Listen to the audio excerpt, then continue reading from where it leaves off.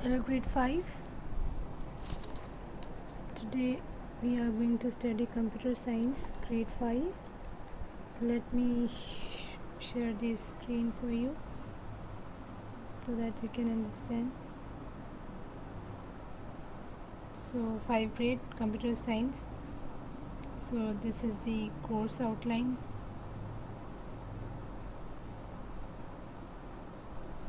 This is the course outline in which there are total 9 chapters. First 5 will be covered in the first term and the rest will be covered in the second term.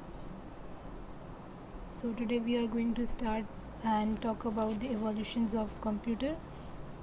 As you know that computer is something in which you can store the data, in which you can operate things, in which you can do numerics, in which you can add pictures, you can do the editing, you can record audio, you can video chat, you can do a lot of things. But do you have any idea how it was developed from the previous time? So today we are going to study how these computers were developed in previous century and how they are used nowadays.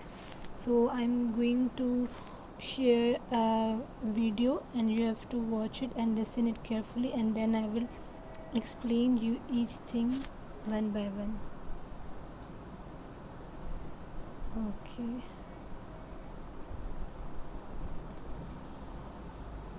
Okay, just listen this.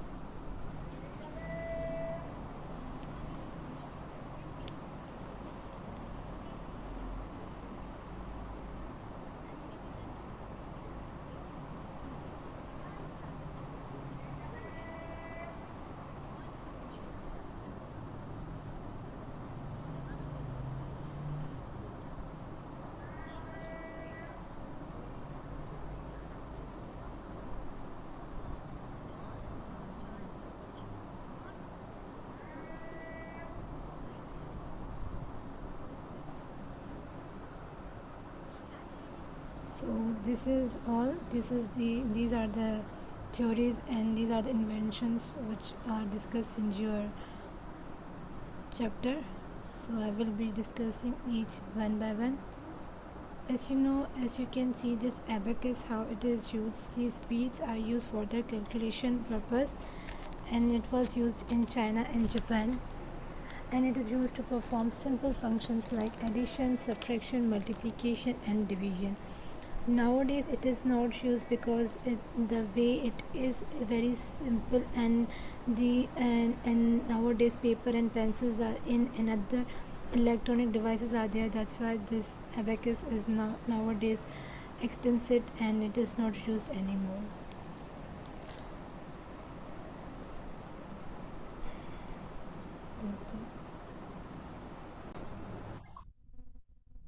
So there is this Charles Babbage.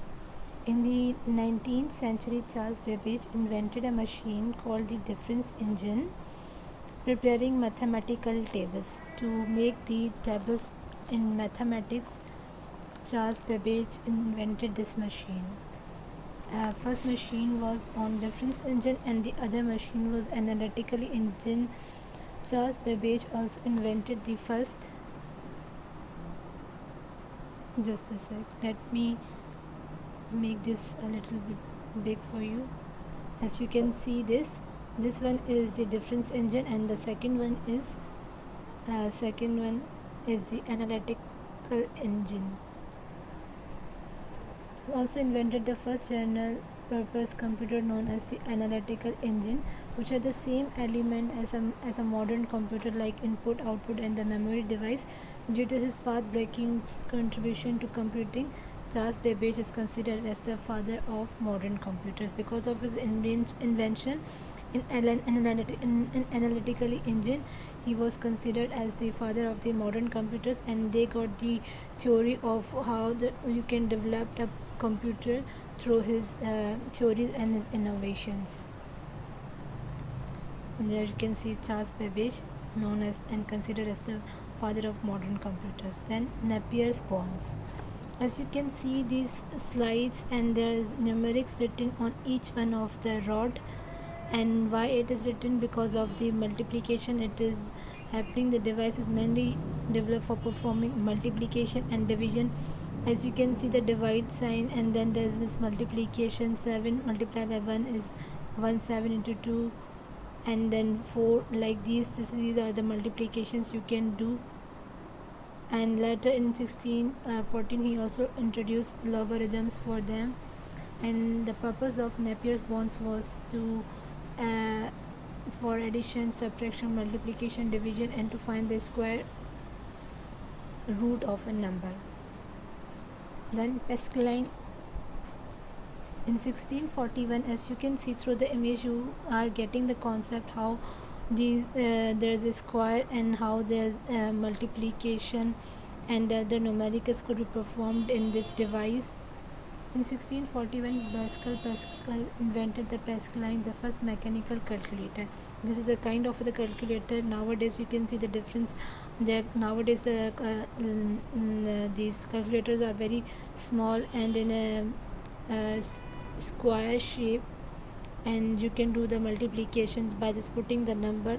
But see, this is a kind of a mechanical calculator. Nowadays, these are electronic calculators, and you can do the manual work on the calculator too. In this you have to put your strength, but nowadays the calculators are that you have to just put the data, and you will get the feedback within seconds. It consists of a rectangular box with a movable wheels. As you can see, there are wheels made which can be moved, and through these movement they can do the numerics and the calculations. It is used for adding, subtracting, multiplying, and dividing numbers up to 100 and 1000 digits. So you can see this. And now these are the first generation. Now we have completed the early computations, early inventions of the computer and computing.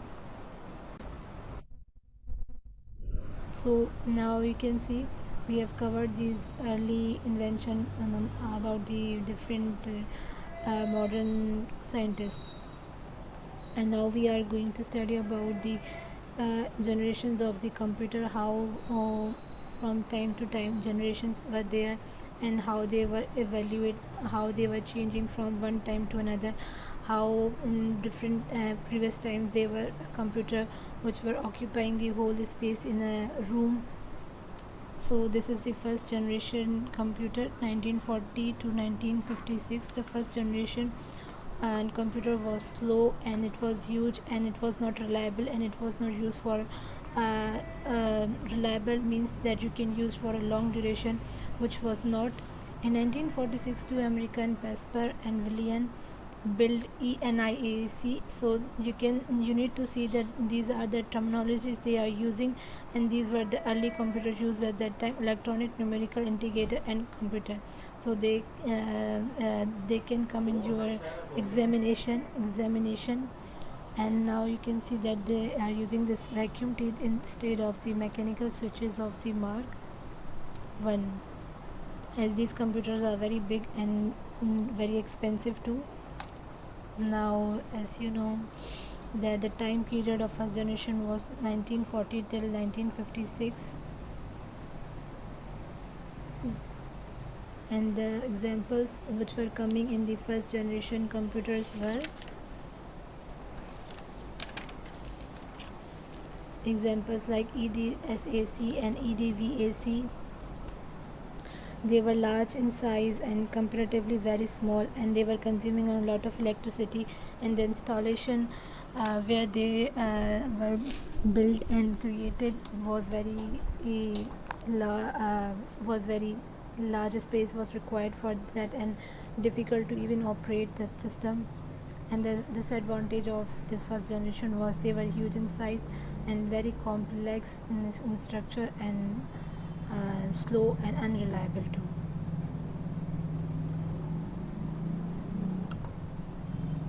Just a sec.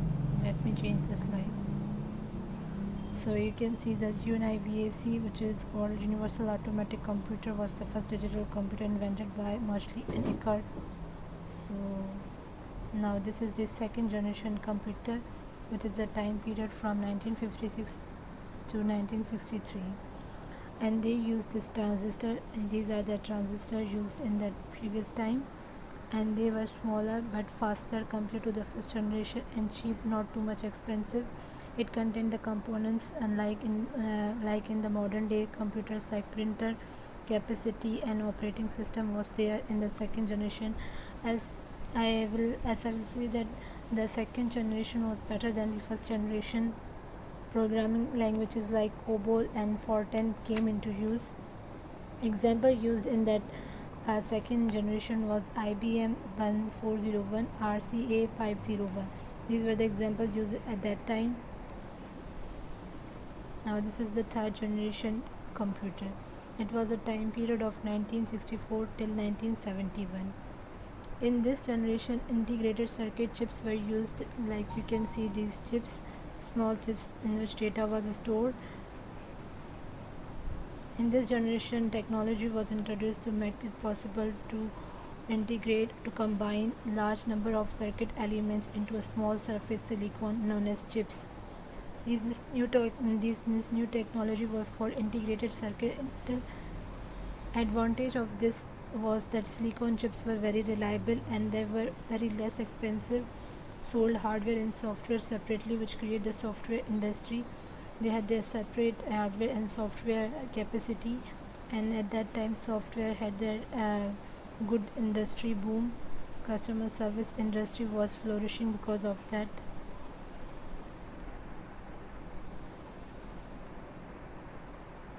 And IBM 360 series and 370 series was used in third generation. They were small and they had a good capacity to store your information, and different programs could be run. Like I told you, programming was there. And then this is this fourth generation computer. It took only 55 years for the fourth generation to evolve, which was a long duration and a period of time. The growth of the computer industry developed technologies of computer inventions. There are many different types of modern models, such as Apple, Macintosh, IBM, Dell, and SACR. As you know that you are, I don't know, you must be aware about the Apple, Macintosh, and the Dell, which fourth generation is basically the generation of today's time period, which is going on, and still we are improving in these. This is the fourth generation, and you are aware about the Dell PCs and the many products of Dell. And microprocessor was used in fourth generation. They had this greater computing power, and the storage device was good compared to other generations. Use better storage devices that cost less, and it was less expensive and can be linked together or networked. In modern days, fourth generation computers are these laptops, PCs, and laptops. And now this is the generation which will be coming, and it is the future. It is not the present, but it is the future which will be coming, and still people are improving this whole improving this generation of fifth generation. Fourth generation is the area in which we are living today, and this is the fifth generation, which is present and beyond. In fifth generation, we can include today's generation and the generation which will be coming in the forward time, like the future, you can say. The fifth generation computers are the technology which are much more advanced and still in the development process, which will be very efficient. And artificial intelligence is coming in this category. Artificial intelligence is when human interaction with the technology to bring the innovations like the robots. This is robots are the artificial intelligence. And the virtual reality is that you have to feel like everything is inside you. Virtual reality, you can assume everything which is in front of you.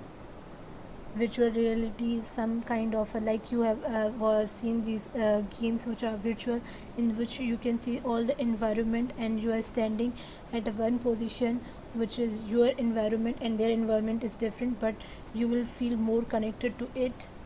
And as you virtual nowadays, because of this pandemic, everything is going virtual. You can do this online shopping, you can order your food. These all are things are going in a virtual and e-commerce category. So fifth generation, in which new hardwares are coming and technology is booming in this generation. Silicon chips are used in this processor, robotics, virtual reality, intelligent system program which can translate your languages. This generation is very advanced generation, very high speed, and need and there is a storage capacity which is very large, ability to carry out sophisticated operations. And the examples which are coming in this is Cray CS300 series. After the fifth generation computer, the technology of computer has become more advanced and sophisticated. The latest invention of this era is mainframe, mini computers, personal computers, and the mobile computer. So this is all we have covered till now, and if you have any confusion, you can ask me. And the last topic we will cover in the next coming class, and you can ask me anything about the generations or the early computing. And now there is this homework. The chapter is easy, not too difficult. You have to complete this descriptive questions which are at the back of your book. I have already mentioned that you have to complete from A to G in fair copy. These are the questions at the back of your book. And, first is the list of the second generation. Limitations of the first generation computer. Limitations means these disadvantages, how advancement is affecting our modern day lives.